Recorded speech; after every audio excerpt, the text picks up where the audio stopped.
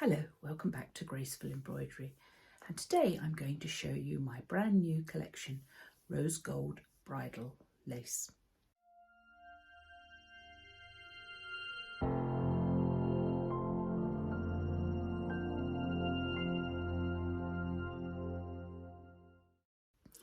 Now, it's not freestanding lace, that's the first thing I want to say to you.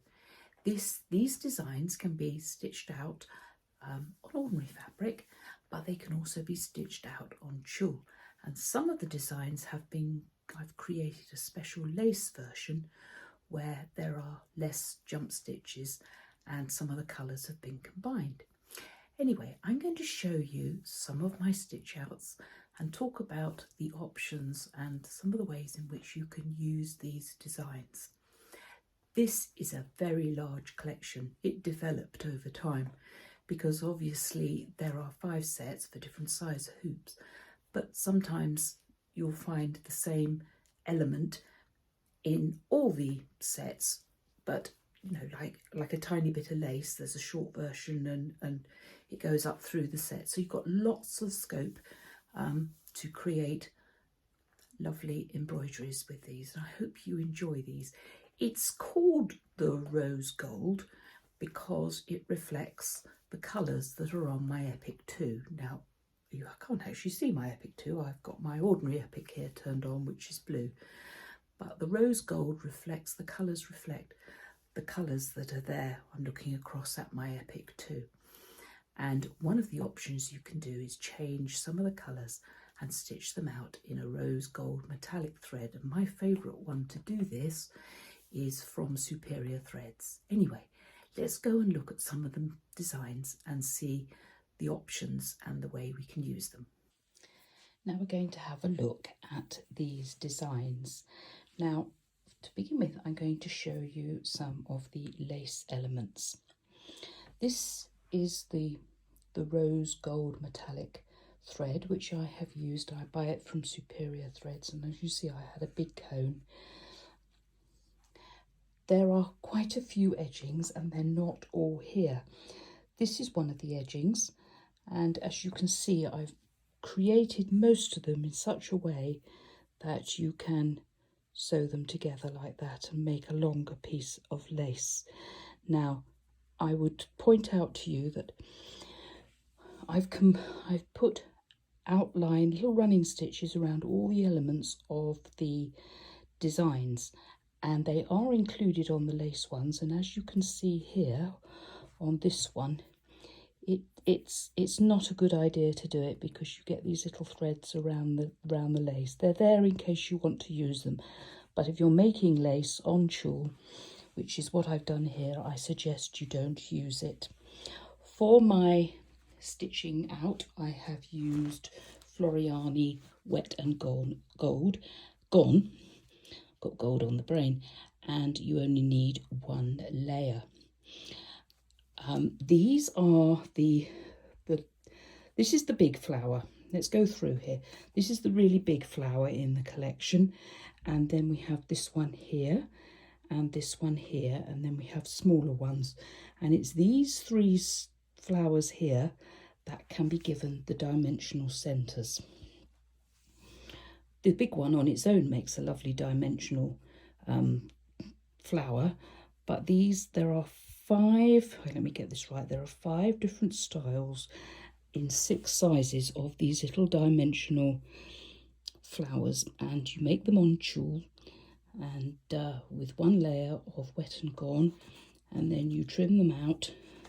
You can see some of them have a heavy edging, which I've done here in gold. Some have a very light edging, or as of here, I've not put an edging on at all. Some of them, this is one of the bigger ones, some have double petals, some have single, and some have petals that go slightly to the side. So there's plenty of variety here. The appropriate designs in the collection have been made into lace, so you can stitch them out, and this is the lace border. Let's just move that butterfly over there, and as you can see, I've stitched this one out you do all the ivory, and I do prefer this. This one's here has been done in white, and it's too stark for me. I much prefer Sulky Rayon 1071, which is an off-white. It gives a very delicate look, and it goes nicely with the metallic thread. The metallic thread goes round the outline of this flower and this flower, and it's listed in your designs as silver, Sulky Rayon 1085, but you can change it for the rose gold metallic. And I've also, as you can see, done the centres of these flowers. Instead of the pink, which you see here, I've done those in the metallic thread, and it works well. Slow your machine down, and I do actually turn off the automatic trimming facility on it. And these aren't freestanding lace, but they stitch out nicely on tulle. I usually soak them overnight and change the water a few times and try and get them as soft as possible. When you trim these, now that one has not been done on, that's been done on sulky, soft and sheer, so it hasn't washed, that one hasn't washed away.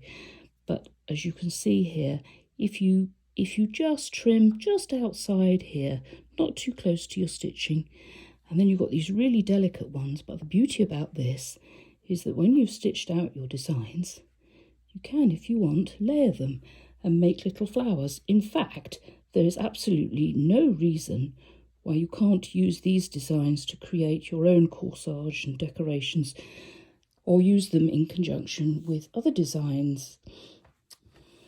So these are the little dimensional flowers, and you make them in advance. This is one of the designs. As you can see, it's just the lace, and I can see this round a veil with perhaps a little bit of dimensional detail there. There are 2 butterflies in the collection. This is the smaller one, and as you can see, I've done it on tulle, and I've used the colours that are assigned to it. But you can stitch that one out and not stop before you do the centre, and do a larger one and put the small one on top of the other one. You have to excuse me, I made a little error, and you can see a tiny bit of cream sticking through there, but you get the idea of how you can make a dimensional butterfly if required. I love this one, and this one was this border I've left blank, and as you can see here, if you look very carefully, you can see where the tulle is, but it hardly shows, and you don't have to stitch too close to trim it away too close.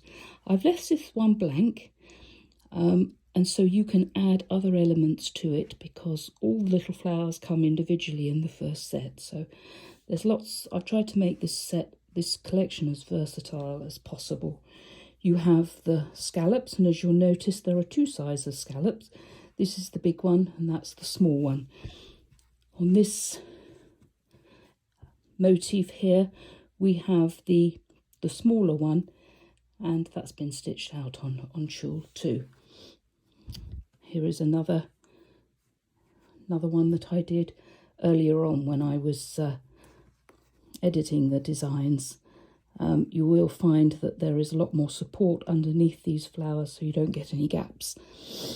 This is one of the edgings that's developed throughout the collection, and you can see these little flowers and circles go on the border, and you'll see those throughout, and where designs join you get this little triple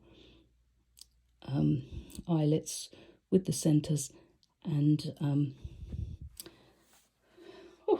come up for breath, and a little satin joiners.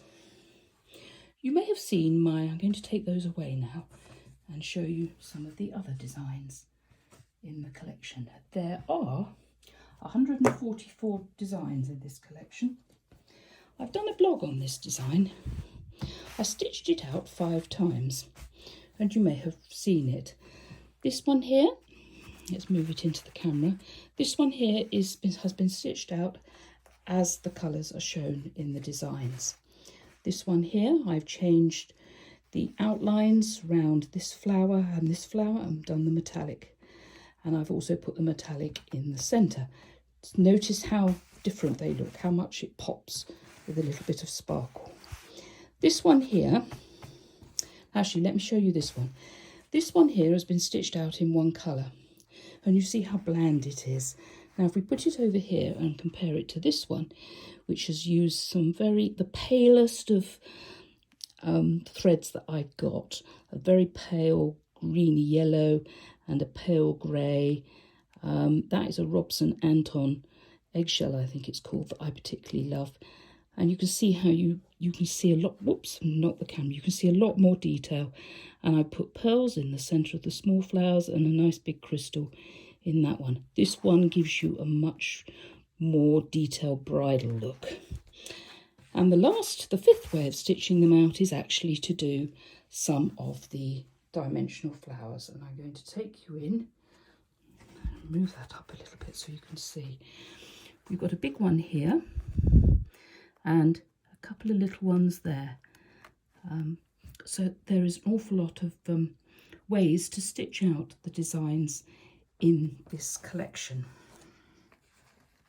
Here you can see a stitch out of petals that I've prepared, and you can see the various designs that are available.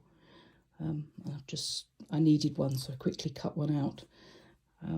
And as there's a small set in the first collection, in the second set there's a few more flowers because they'll stitch out on a 5x7 hoop, and then in the third, fourth and fifth there is a panel of flowers that will stitch out in a 240 by 150 hoop. So I thought I'd better just show that to you. And you obviously need to cut away as much stabiliser as possible and just trim around them before you soak them overnight. And these are ones that I soaked last night. You see they need a little bit of trimming, but I'm holding this, no, wait a minute, holding this up to show you how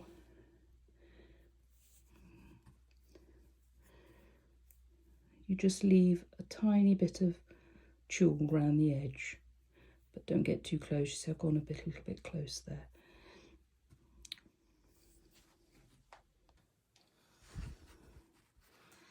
Here we have the freebie, and I've stitched it out on silk dupion, and I've also stitched it out on tulle, and I've laid it on the felt so that you can see the detail. And as I was explaining before, if you do this surround of stitches, it doesn't look so good on the tulle, or if you're making lace, but on the actual designs when they're stitched out on your bridal fabrics or heirloom fabric, whatever you use, it does look better. But these are optional, you don't have to include them.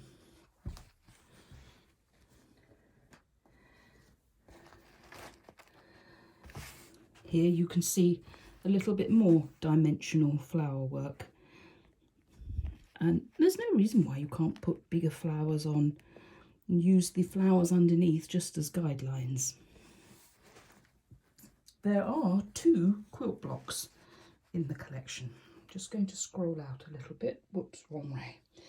This is one of them, and as you can see I've done dimensional flowers in the middle and put a lovely crystal in. This was done, this was stitched out, and then the majority of it was stitched out, and then to do these outlines here and the centres was done at the end of the design. And if you've seen my advanced method of doing quilt blocks, you'll know that you have to fiddle around a little bit, and there was a tiny bit of movement, and so not everything is quite aligned on this, but you can get the idea of I just had to do 2 quilt blocks, and I'm sure if you're familiar with playing in your software, you can create a few more with some of the smaller designs. Every heirloom collection or bridal collection needs buttonholes, but they don't have to be trimmed, and as here you can see the buttonholes that I've created. This design here is actually the first design that began the collection,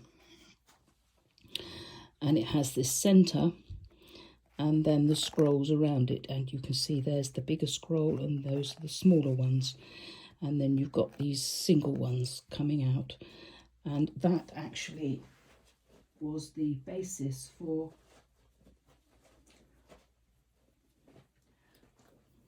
that, which is a smaller version of it. But obviously you don't have to put the little green leaves in the middle, and you could do an applique. Lots of options as to what to do for that. This is a corner, and this one comes from the third set, but obviously it can be doubled up and made a lovely for the base of a coat, dress, or all sorts of things. And there is a design which fits nicely above it as well. Here you see one of the other edgings. I'm just going to move the camera. It's better. Now here you can see one of the corners, and this is an edging which can be added at the top here and on the sides.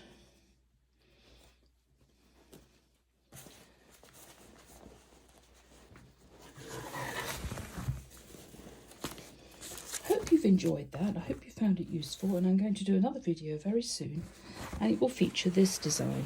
This is a lovely big panel, and as you can see it's been stitched out apart from the centres, and I've got these tiny little flowers, and I'm going to apply them on the mid-size flower. There we are, I think there's 8. And I shall do that in my next video. Well, one of those has moved. Oh, there it is. And I shall apply those. And I stitch this out on... No, there is one missing. They are very delicate, and if you, when they're dry and you, after preparing them, if you're going to iron them, be very, very careful. You need the coolest of irons with tulle, because you don't want to do all this, stitch it out, and then have a disaster. If you do want to put crystals and hot fixed pearls, it's best not to stitch out the centres, because the centres are quite high, and I think you'll have a job to apply a pearl or a crystal to the centre of the flowers. So until next time, when we'll finish off this design by doing the dimensional flowers, the collection is now available, so do pop over to Graceful Embroidery and have a look. Thank you for watching. Bye for now.